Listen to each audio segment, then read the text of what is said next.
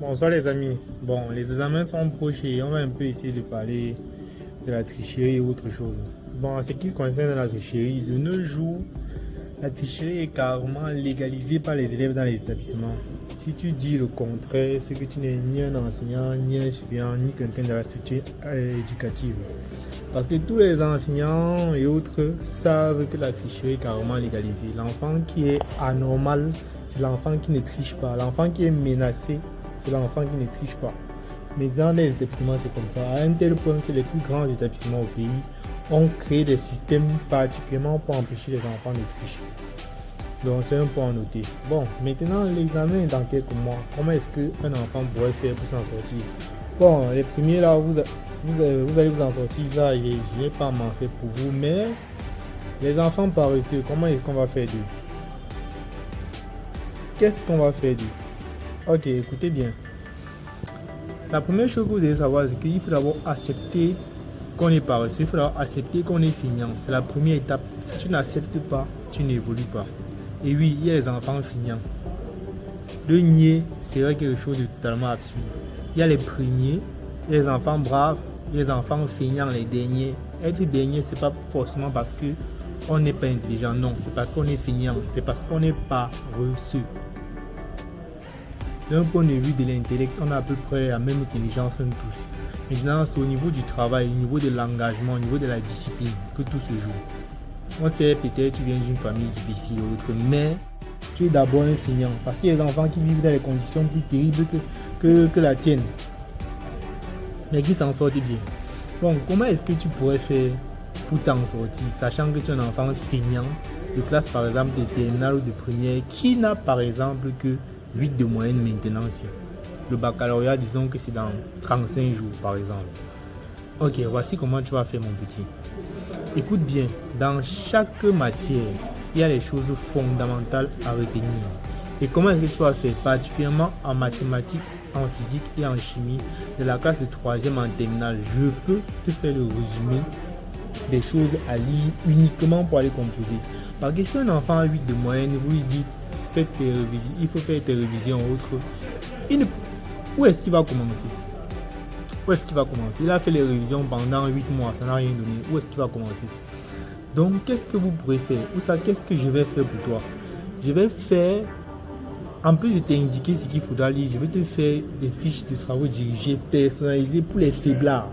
Donc, fiches de travaux dirigés personnalisées pour les faiblards, pour la réussite de l'examen qui approche. Ça veut dire que tu n'auras qu'à traiter uniquement les exercices en question pour pouvoir exceller. C'est quelque chose de totalement exceptionnel. Je recommence, je répète, peut-être tu n'as pas bien suivi. Je vais te faire une fiche de travaux dirigés qui dans chaque chapitre va te prendre 3 à 4 exercices à lire uniquement avant d'aller composer l'examen officiel. C'est à peu près ça. Donc cette offre exceptionnelle est totalement gratuite dans le but de t'aider à vraiment valider ton année. Je vais faire ça en maths, physique et chimie. Maintenant, le problème c'est que je ne suis pas un prof d'SVT, je ne suis pas un prof d'anglais, je ne suis pas un prof d'informatique. Donc je vais te donner un conseil à 1 million.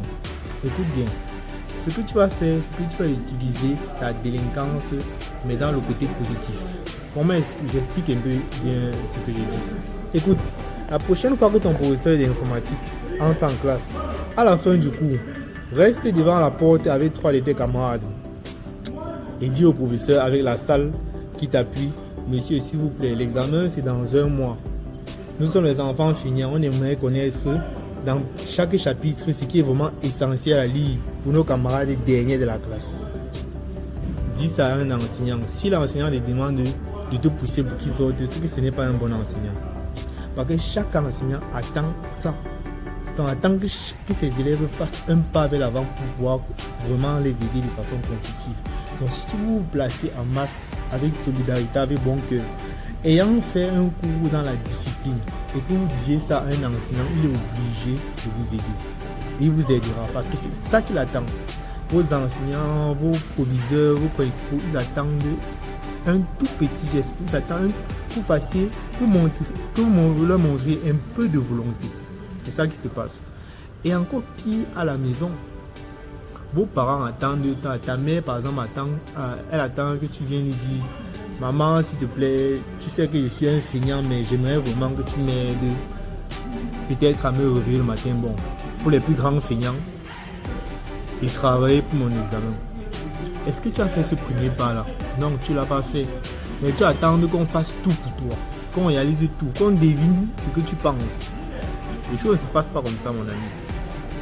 Les choses ne se passent pas comme ça. Donc, je t'invite à le faire d'abord à l'école, avec tous les professeurs. Professeurs d'anglais, professeurs de SVT, professeurs de français, tous les professeurs de géographie, ECM. Je t'invite à le faire. À la fin du cours, n'attends pas une semaine, n'attends pas. Dès le prochain cours, vous vous placez à la porte pour le professeur ne sorte pas, pour lui montrer que vous êtes vraiment sérieux. Vous dites, monsieur, s'il vous plaît, qu'est-ce qu'il faut lire? Qu'est-ce qu'un feignant doit lire pour réussir son examen? Dites ça à vos amis, dites ça à vos professeurs, et vous assure qu'ils vont grandement vous aider pour cela. Maintenant, autre chose. Cette chose-là, vous pouvez l'étendre même jusqu'au principal, jusqu'au censeur. Si vous entrez dans le bureau du principal avec gentillesse, et que vous dites, monsieur le principal, il y a certaines choses qu'on a fixées pour améliorer notre taux de réussite ici à l'examen. Je vous assure que le principal en question sera à 100% à votre écoute. Parce que l'administration, vous l'avez dit, l'administration attend que vous fassiez un tout petit pas. Et eux, ils feront le reste. Mais qu'est-ce que vous faites? Vous ne faites rien. Ils font y a leur part. Ils vous donnent les cours, ils vous donnent un cadre éducatif confortable et tout et tout. Comme ça ne marche pas, il faudrait au moins que vous veniez leur dire ce qui ne va pas.